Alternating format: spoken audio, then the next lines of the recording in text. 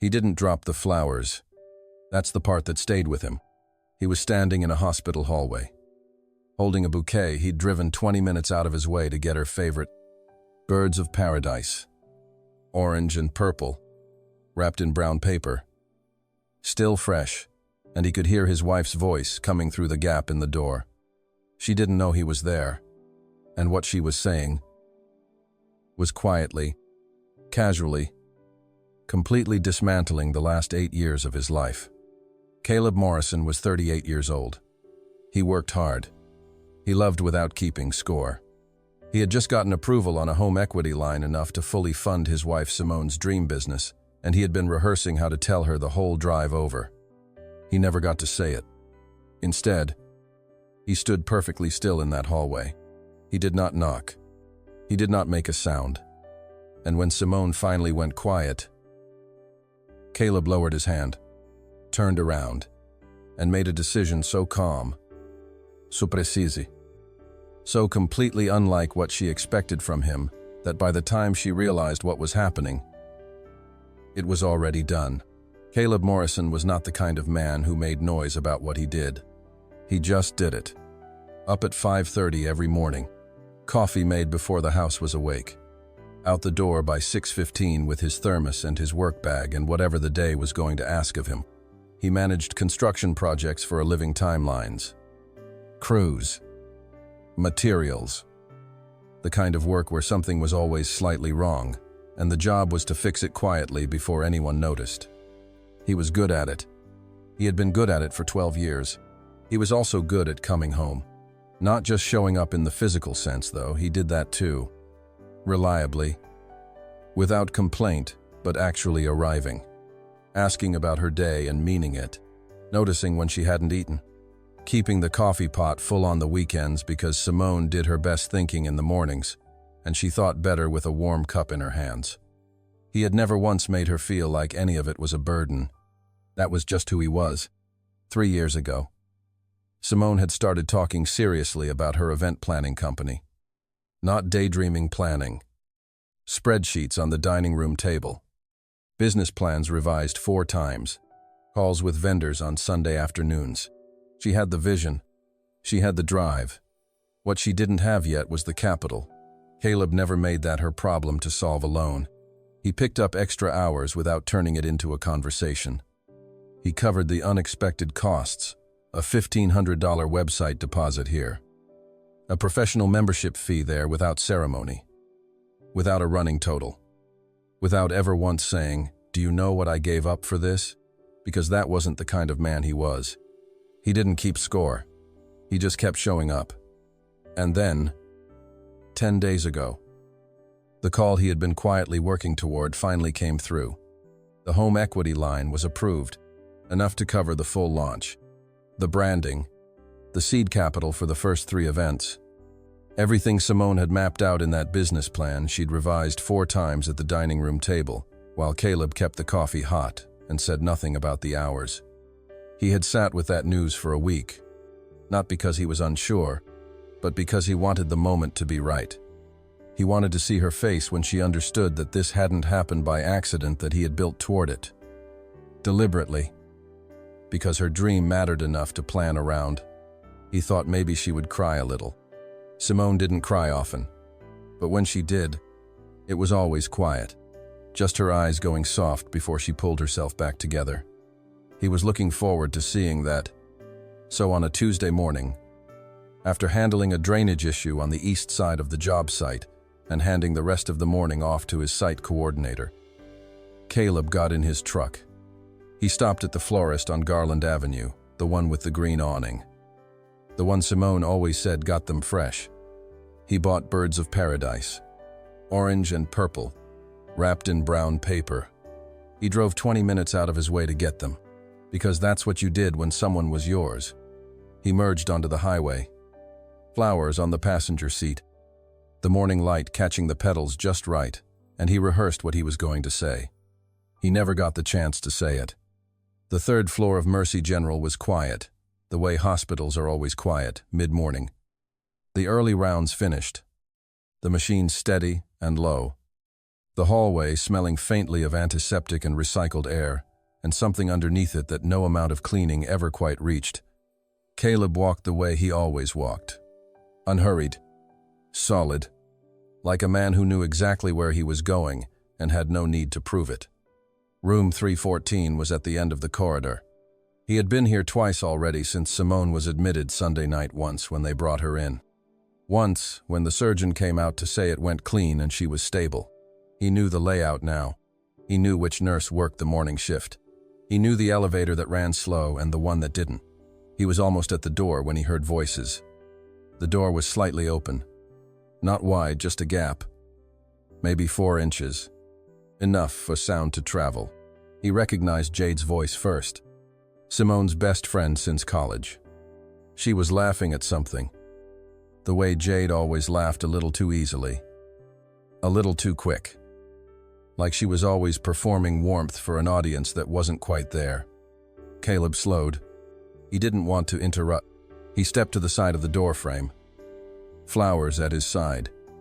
And raised his hand to knock. Then he heard Simone's voice. And something in the sound of it stopped him completely. It was different.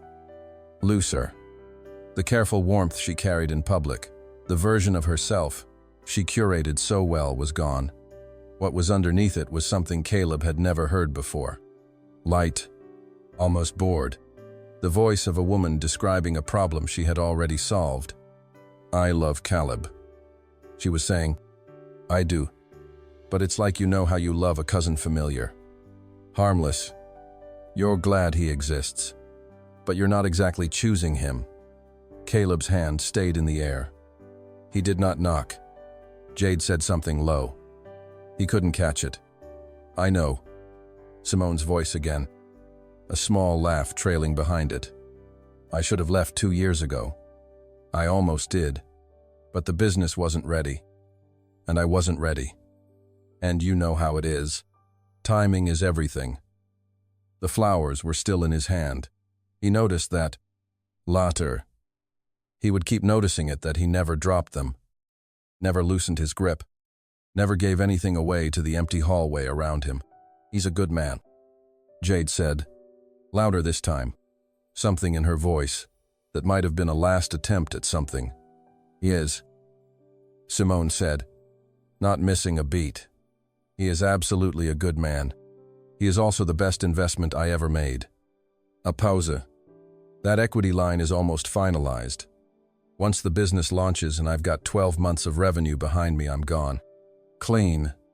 I've already thought through most of it." The hallway hummed around him. A monitor beeped somewhere down the corridor. The fluorescent lights buzzed at a frequency Caleb had never noticed before. He became aware of his own breathing steady. Avon. Quiet, and the weight of the brown paper wrapping against his palm. Then she said a name. Brennan. Brennan Cole. She said it the way people say names that mean something to them. Soft at the edges. A little careful. Like the name itself was something she had been keeping somewhere safe. "We had lunch last month. He drove up from Charlotte." A pause. It was like no time had passed. "You know how it is when someone just gets you."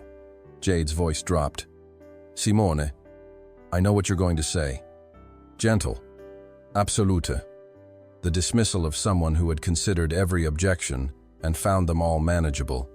"What Brennan and I have is real. It was real in college and it's real now. I've spent 5 years pretending otherwise and I'm tired of it." Caleb lowered his hand.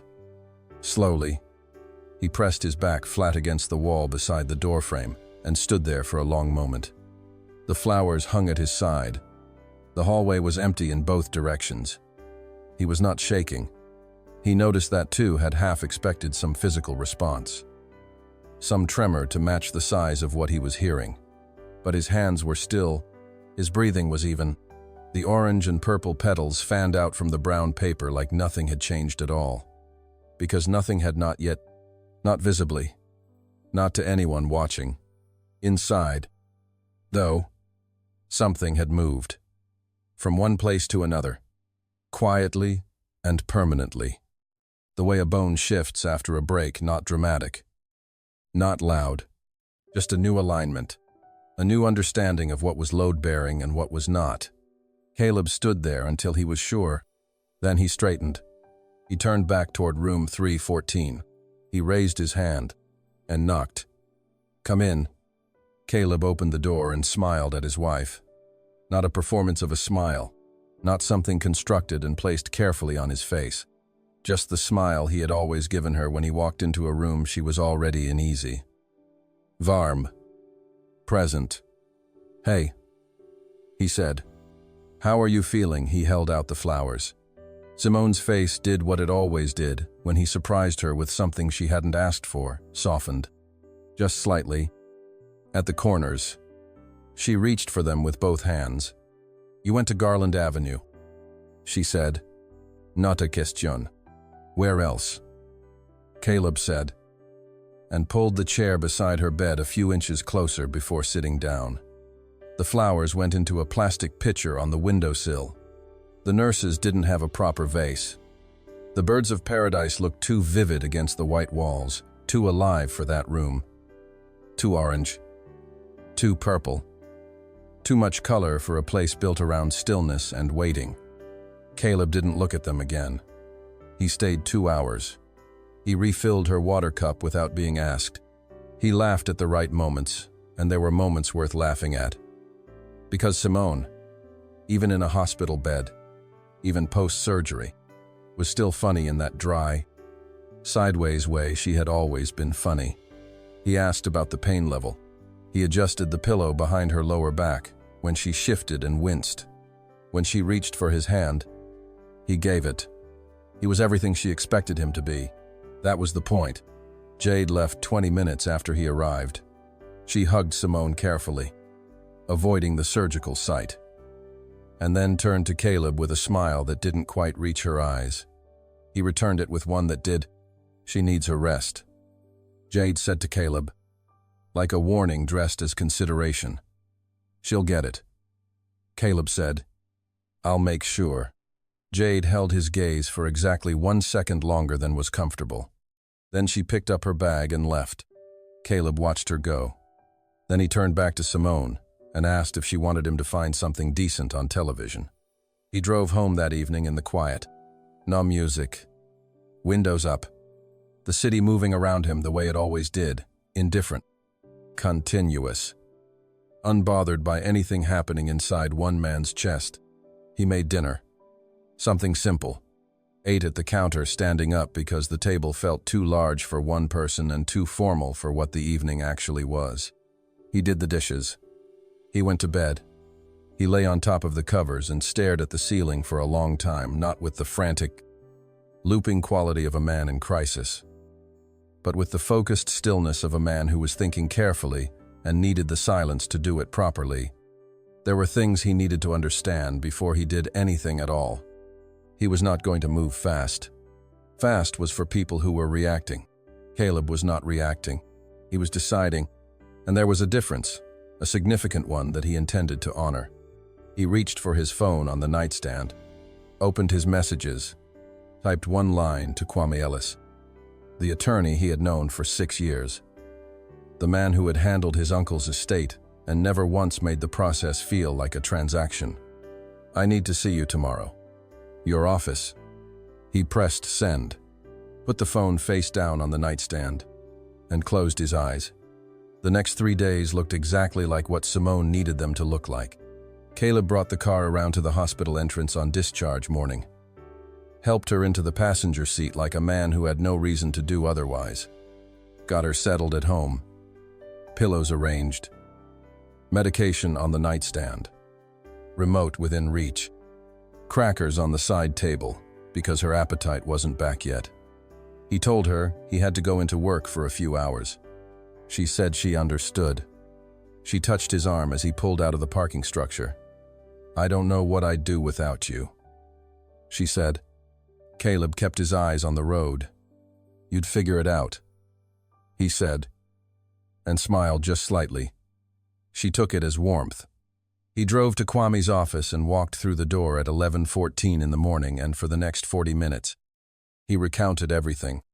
Not summarized, not softened. Everything. From where he parked, to what he was carrying, to the exact moment he stopped walking, to the exact words Simone had used, including the pauses, including the laugh. Kwame listened without interrupting. When Caleb finished, Kwame set his pen down flat on the legal pad in front of him. "There's something you need to know," he said.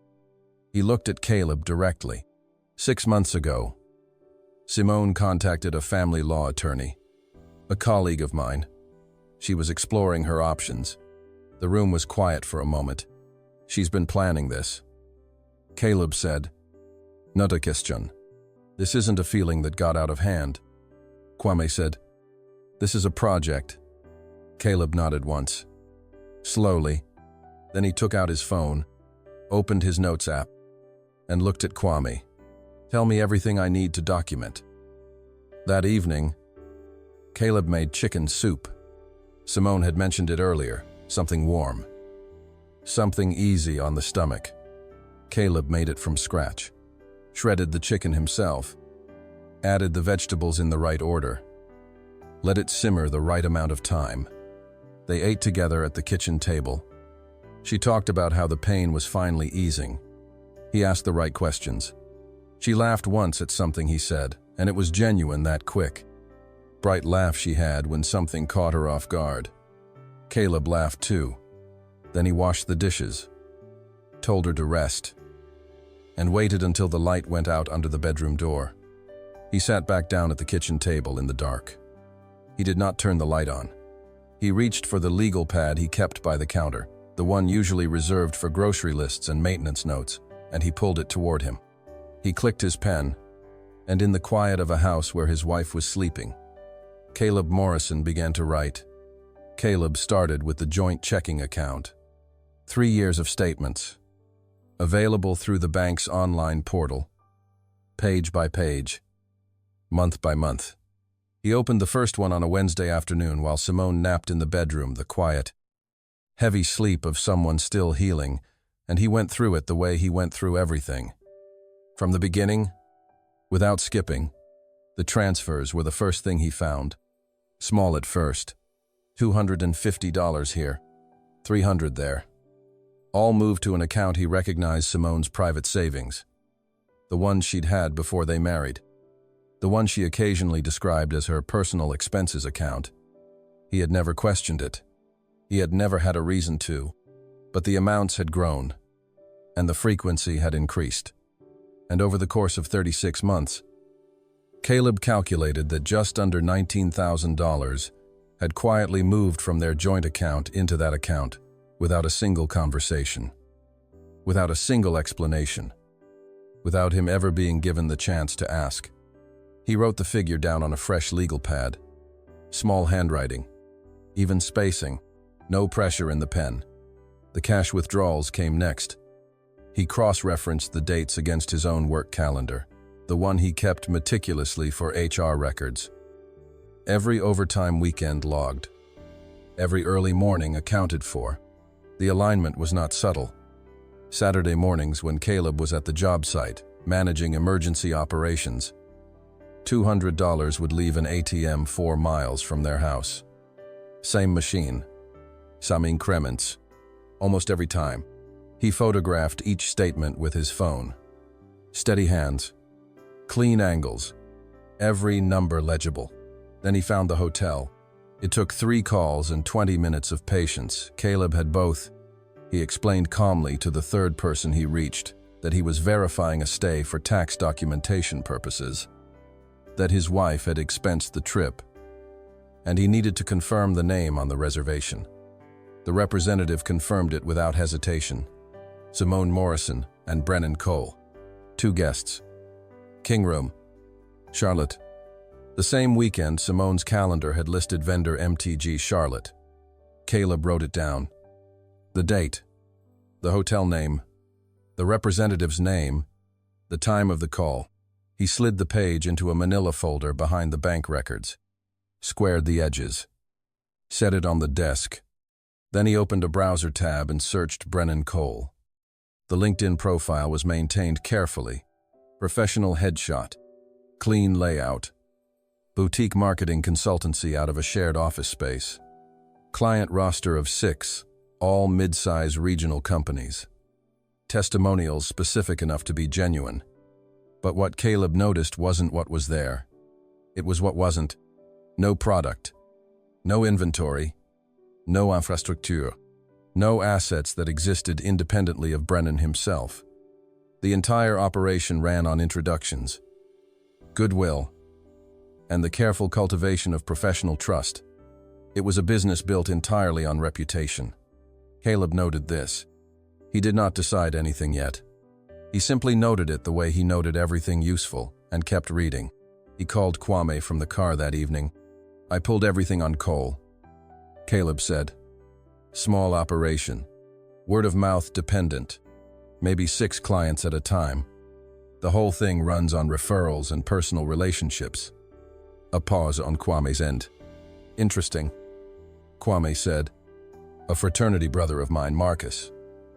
Corporate communications director over at Dunmore Group, mentioned last week that Cole's firm had reached out about a contract. They're still in early conversation." Caleb watched a light change at the intersection ahead of him. "Is that right?" he said. "That's right," Kwame said. Neither of them said anything further about it. That night, Caleb closed the laptop, squared the documents into the manila folder, slid it into his work bag beside the legal pad, zipped the bag closed. He walked to the bedroom doorway. The room was dark except for the thin light coming in around the curtain edges. Simone was on her side, one hand tucked under her pillow, her breathing slow and even, her hair loose across the pillow. She looked, in that light, the way she had looked when he first loved her. Caleb stood in the doorway for a long moment. Then he reached up, pulled the door almost closed, leaving just an inch of space, and walked back to the spare bedroom. He had more work to do. The call came at 7:52 in the morning. Caleb was at the kitchen counter, coffee in hand, watching the backyard through the window. A neighbor's dog was cutting across the far edge of the grass. Unhurried, like it owned the place. His phone buzzed against the counter. He glanced at the screen. Yasmin, Simone's younger sister, 29 years old. The quieter one. The one who brought homemade food to family gatherings and always helped clear the table without being asked. Caleb had always liked her genuinely. Not in the performative way people like their in-laws. He picked up on the second ring. "Hey." "Yes."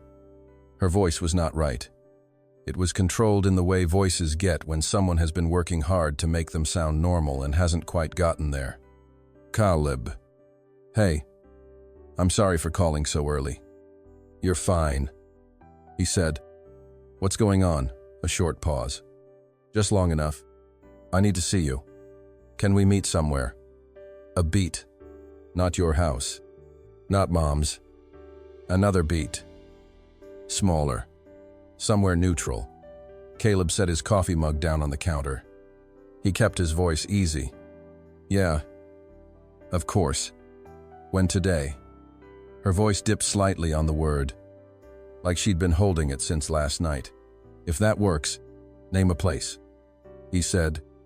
She chose a diner on the east side of town, the kind that had been there for 30 years and looked like it vinyl booths worn soft at the edges.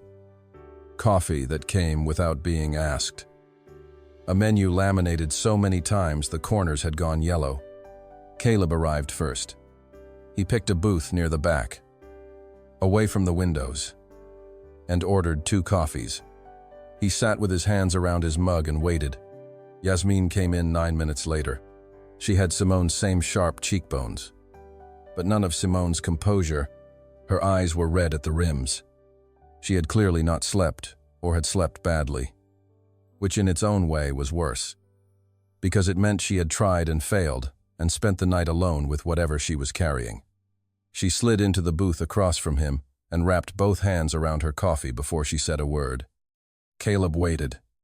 "I was at Mom's on Sunday," she started. Simone was there for a couple of hours in the afternoon. She left before dinner. Yasmin stared into her mug.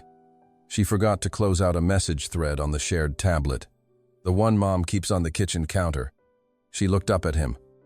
I wasn't snooping. I just picked it up to change the music. I believe you. Caleb said simply. Yasmin exhaled, long and slow, like she had needed to hear exactly those 3 words and hadn't been sure she was going to get them. It was a message thread, she said, between Simone and someone named Brennan. Caleb nodded. Easy. Unhurried. Giving her room. I didn't read all of it. I didn't want to. Yasmin's jaw tightened, but I read enough. She set her mug down. Caleb, this has been going on for almost 3 years. From what I could tell, from the dates on some of those messages. She shook her head slowly. She's been planning this. She told him the business was the last step, that once it launched and she had her own money, she was done. She looked genuinely sick saying it. She made it sound like you were just something she was finishing up. Caleb said nothing. He kept his face still, and his breathing even, and he let her continue. Brennan thinks she's choosing him. Yasmin said. He talks about it like it's already decided. Like they're already together and you're just the last formality. A short silence settled between them. The diner hummed quietly around them. Plates and low voices and the hiss of something on a flat-top grill somewhere behind the counter. Then Yasmin's voice dropped lower. There's more. Caleb looked at her. She's already told Mom, and Aunt Renee, and Aunt Carol. Yasmin watched his face carefully. She's been telling them for months that the marriage hasn't been working, that you're closed off, that you never made her feel like a priority. Her mouth pressed into a hard line. She told them she's been unhappy for years and she's finally ready to do what's best for herself. Caleb thought about Gloria Simone's mother, a woman he had treated with genuine respect from the first day he met her, who hugged him at every family gathering like she meant it, who had called him on his birthday 3 years running. He thought about what it would look like walking into that family without knowing what was already waiting there for him. The portrait Simone had been painting, stroke by careful stroke. She's been managing the story. Caleb said. Not a question. Yasmin nodded. She's good at that. The silence held for a moment longer. Then Caleb looked at Yasmin directly. I need you to hear me, he said. His voice was quiet, steady. Whatever happens next, none of it touches you. You have my word on that. Yasmin's eyes filled. She didn't try to hide it. She's my sister, she said. I didn't come here to blow up her life. I just couldn't. She stopped. Tried again. You're a good man. Talib, you didn't deserve any of this. Caleb looked at her for a long moment. Something moved behind his eyes. Brief. Then still. I know, he said quietly. That's why I'm handling it. He walked her to her car, waited until she pulled out of the lot. Then he got into his own truck, started the engine, and sat completely still for 10 seconds. He picked up his phone, called Kwame. Kwame answered on the second ring. We have everything. Caleb said. A pause. Pull the equity line. Kwame said. Already decided. Caleb said. I'll call the lender myself. First thing tomorrow. He hung up, set the phone on the passenger seat, and drove home. Simone was in the living room when he walked through the door, laptop open, doing what she called light planning. A cup of tea going cold on the side table beside her. Caleb kissed the top of her head, asked if she needed anything, then went to the kitchen and started making dinner for 2. Caleb set the table, the way he always set it, when he cooked something worth sitting down for. 2 full-place settings. The good plates white with a thin gray rim. A wedding gift from Simone's aunt that they only used when something mattered. Cloth napkins folded once. Water glasses filled. Fork on the left. Knife on the right. The way his grandmother had taught him before he was old enough to reach the counter without a step stool. The food was on the stove. Roasted chicken. Riche. Green beans with a little garlic and lemon. Simple. The kind of meal that took care and didn't announce it. In the center of the table, where a candle would normally be, sat the manila folder. Closed, squared precisely to the table's edge. Caleb had organized it that morning before Simone was awake. Bank records first. Then the hotel confirmation. Then the written timeline he had typed and printed at work, 3 pages. Clean and precise.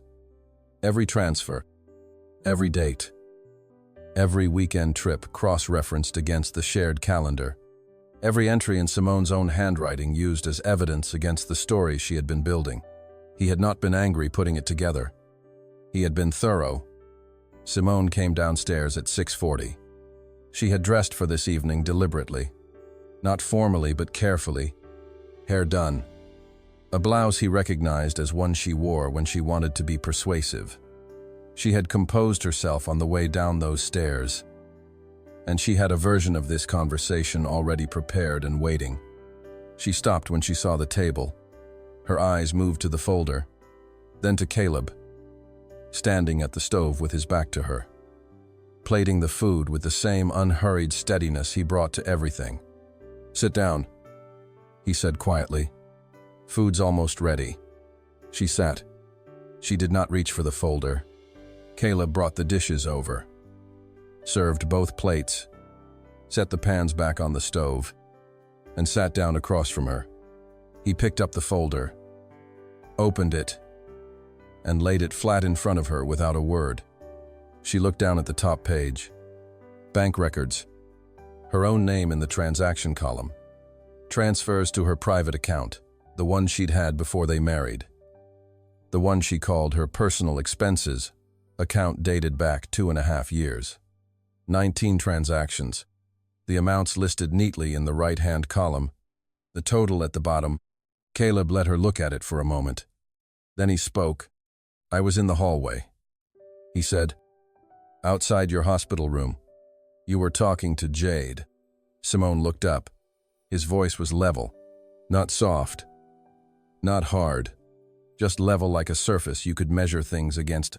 "I heard everything you said." He let that sit. "I've known for 2 weeks. I spent those 2 weeks making sure I understood the full picture before I said a single word to you." "Caleb, let me finish." Not loud, just final.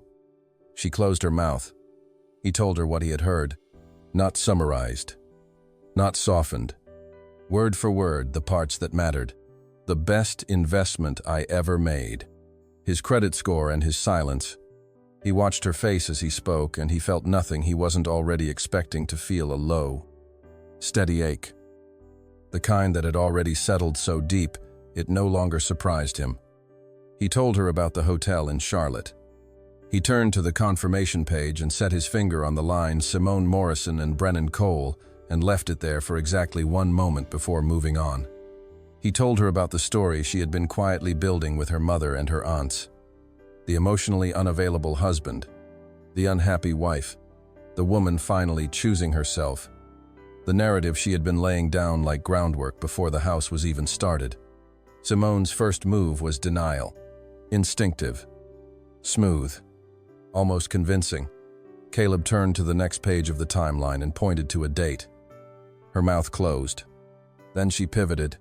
Her chin came up slightly. Her voice found a different register, wounded. Tired. The register of a woman who had been waiting a long time to finally be heard. "You want to talk about this marriage?" "Caleb, I have been unhappy. For a long time. And you never." Page 3. Caleb said. He turned to it. "Our anniversary trip. The one I planned for your 35th birthday. 3 days. $1,100. I took time off work I didn't have." He set his finger on the date. 6 weeks later. You were in Charlotte with Brennan Cole. Her mouth stayed open. Nothing came out. Caleb set both hands flat on the table. "There are 3 things I need you to hear clearly." He said them the way he had rehearsed them, not for effect, but because precision mattered, and he had earned the right to be precise. Kwame Ellis has been retained. He will file this week. A pause. The house is separate property. I inherited it 14 months before our wedding. Your attorney will confirm this independently. I'm not asking you to take my word for it. Another pause. The equity line no longer exists. I withdrew the application 10 days ago. The color in Simone's face shifted. Something moved behind her eyes, calculation. Fear. And something else. Something newer. The slow, heavy recognition of a woman who had built an entire plan around a foundation that was no longer there. She had not expected this version of him. This was not the Caleb she had planned for. I'm asking you to be out within 30 days. Caleb said, Kwame can have the formal notice to you by Monday if you'd prefer it in writing. Simone said nothing. For the first time since Caleb had known her through arguments and negotiations and every difficult conversation their 8 years together had produced, she had nothing arranged and ready. No pivot. No register. No version of the story that fit what was in front of her. Caleb picked up his fork, turned his attention to his plate. The chicken was good. The rice had come out right. He ate slowly, without ceremony. The way a man eats when he has made his decisions and there is nothing left to be anxious about. Simone left the table without a word sometime before he finished. He heard her footsteps on the stairs, a door closing, not quite a slam. Somewhere between punctuation and collapse, Caleb sat alone in the kitchen. The overhead light was warm. The house was still. Outside, a car passed slowly down the street, and the headlights swept briefly across the far wall and were gone. He finished what was on his plate, folded his napkin, carried both dishes to the sink. He ran the water warm, added a little soap, and washed his plate and his glass slowly, the way he did when there was no particular reason to hurry. Then he washed hers, too, set them both in the drying rack, dried his hands on the dish towel, and turned off the kitchen light. 3 days after the dinner, Yasmine sent a text. 7 words. No punctuation. She called a meeting Sunday Mom's house. Caleb read it once. Typed back 4 words. I'll be there. The drive to Gloria's house took 22 minutes. Caleb made it in silence. No music. Windows up. He had driven this road dozens of times over 8 years, brought casseroles here, helped move furniture, fixed a leaking bathroom faucet one Saturday afternoon, while Simone and her mother sat in the kitchen and talked. He had always felt welcome in this house. He parked at the curb, checked his phone, once confirmed what he needed was there, got out of the car. The living room was arranged the way it always was for anything that mattered. Gloria in her chair near the window, Aunt Renee and Aunt Carol on the couch, Yasmine in the armchair near the hallway, eyes on the floor, apart from the others. She did not look up when Caleb walked in. Simone stood near the fireplace, hair done, blouse pressed, the full presentation of a woman who had rehearsed and was ready. Caleb greeted Gloria first, crossed the room, took her hand in both of his, held it for a moment, nodded to the aunts, took the open chair near the door, and waited. Simone spoke. Her voice was measured, varm, carrying exactly the right weight of sadness. She talked about incompatibility, about 2 people who had wanted different things, about years of trying, about the loneliness of feeling unseen inside a marriage. She used words like drift, like distance, like mutual. She did not say Brennan's name. She did not say anything that wasn't technically deniable. Gloria nodded slowly as she listened. The aunts were quiet, attentive. Already somewhere on Simone's side of the room emotionally, Caleb sat with his hands on his knees and let her finish completely. Every word, every careful pause, every well-placed moment of vulnerability, he gave her all of it. When the room finally went quiet, and Gloria looked at him, Caleb reached into his jacket pocket, took out his phone, found the voicemail, pressed play, and set the phone on the coffee table. Simone's voice filled the room, not the measured, careful voice she had just been using. The other one, the loose one, the voice Caleb had first heard standing outside a hospital room with flowers in his hand. She was laughing, light and easy. Talking to Brennan, his name said soft at the edges. Careful. Like something she had been keeping somewhere private and was finally allowed to take out. She mentioned a hotel. A specific date. Plans made with the easy confidence of two people who had been making plans together for a long time. 28 seconds. Caleb had timed it. He picked up the phone, put it back in his pocket. The room was completely still. Aunt Renee had her hand pressed flat against her collarbone. Aunt Carol was looking at the carpet. Yasmin's jaw was tight, eyes fixed on the floor, not once looking at her sister. Gloria had not moved, but something behind her expression had shifted, the slow, heavy revision of a story she had already accepted, of a portrait she now understood had only ever shown her one side. Simone's mouth had opened slightly. She closed it. Caleb looked at Gloria directly. "I'm not here to cause harm," he said. Quiet. "Avon, I came because a lie was about to stand in this room, and I couldn't allow that. Not here. Not with you." A pause. "I love this family." That part was always real. Gloria looked at him for a long moment. Then she nodded. Small. Slow. It was enough. Caleb stood, buttoned his jacket, thanked Gloria for her home, nodded to the aunts. He did not look at Simone. He walked to the front door, stepped outside into the thin afternoon light, and crossed to his car. Got in, sat for 10 seconds, picked up his phone, called Kwame. 2 words. "File it." He hung up, started the engine, and drove away from that house for the last time, steady, unhurried. The same pace he brought to everything while the road opened up ahead of him, and something quiet and entirely his own had just begun. The divorce was finalized on a Wednesday. Kwame called at 9:14 in the morning. His voice was calm, brief, the tone of a man reporting something he had never been worried about. Simone received her personal property, her car, and her share of the joint account as it stood on the date of separation. The house remained Caleb's every 8. As it had always been, her attorney had confirmed the separate property question without contest. The event planning business launched 3 months later, underfunded, slower than she had planned, working against the grain of everything she had built her timeline around. Caleb did not follow its progress. He did not need to. Brennan Cole went quiet the same week. 2 of his referrals fell through the way men like Brennan go quiet when the math stops working in their favor.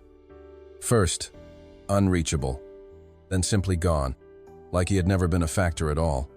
Because in the end, he wasn't. Caleb took a long weekend in Atlanta, slept in a hotel room with blackout curtains and no alarm set, ate good food, laughed with his college roommate until his face hurt, came home rested in a way he hadn't been in longer than he wanted to calculate. He brought the woodworking equipment out of the back of the garage, the workbench, the tools, all of it sitting under a tarp for 2 years, because Simone had found the sawdust inconvenient. He oiled what needed oiling, and started small. A bookshelf, 4 shelves, clean lines, an ornament, the kind of thing built quietly, without an audience. Because the building itself was the point. On a Saturday morning in early spring, Caleb was in the garage, music playing low through the small Bluetooth speaker on the shelf, the air smelling of cut wood and motor oil, and the particular stillness of a morning that belonged entirely to him. He was fitting the second shelf into its joint, checking the angle, adjusting by fractions when his phone lit up on the workbench. An unknown number. He glanced at it, let it ring, picked up his tool and kept building. Here is what I want you to take from Caleb Morrison's story. Because this was never just about a marriage that ended. This was about a man who was handed every reason to become someone smaller, someone bitter, someone reactive, someone who let the worst thing that ever happened to him define everything that came afterward. And he chose differently. He did not set out to destroy Simone. He set out to protect himself clearly, legally, quietly, with the same steady hands he brought to everything else in his life.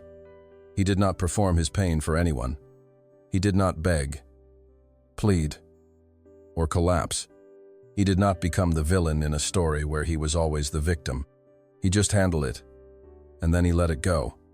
There is something worth sitting with in that, because we live in a world that tells you that when someone breaks your heart, you are supposed to break something back. That anger is strength. That the loudest response is the most powerful one. Caleb understood something different. He understood that real strength is not about what you destroy. It is about what you refuse to let be destroyed in you. His dignity, his clarity, his ability to sit across from the woman who had used him as a financial instrument for 3 years and eat his dinner without his hands shaking. That is not weakness. That is the hardest thing a human being can do.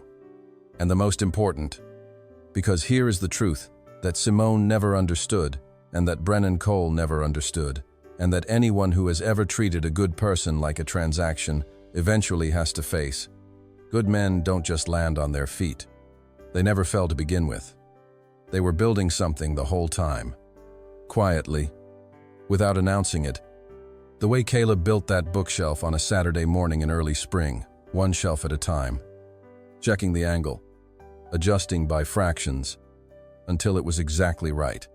If this story moved you, if you saw yourself in Caleb, or someone you love, or someone you used to be, then take 1 second right now and hit that subscribe button. Because the next story we have for you is one of those that will stop you mid-scroll and make you say, I need to hear all of this. And you don't want to miss it. Like this video if Caleb earned it. Share it with someone who needs to be reminded today that being a good person is never a weakness. And leave a comment below because I want to know at what moment in this story did everything change for you. We'll see you in the next one. Whispered Tales, the stories that stay with you long after the screen goes dark.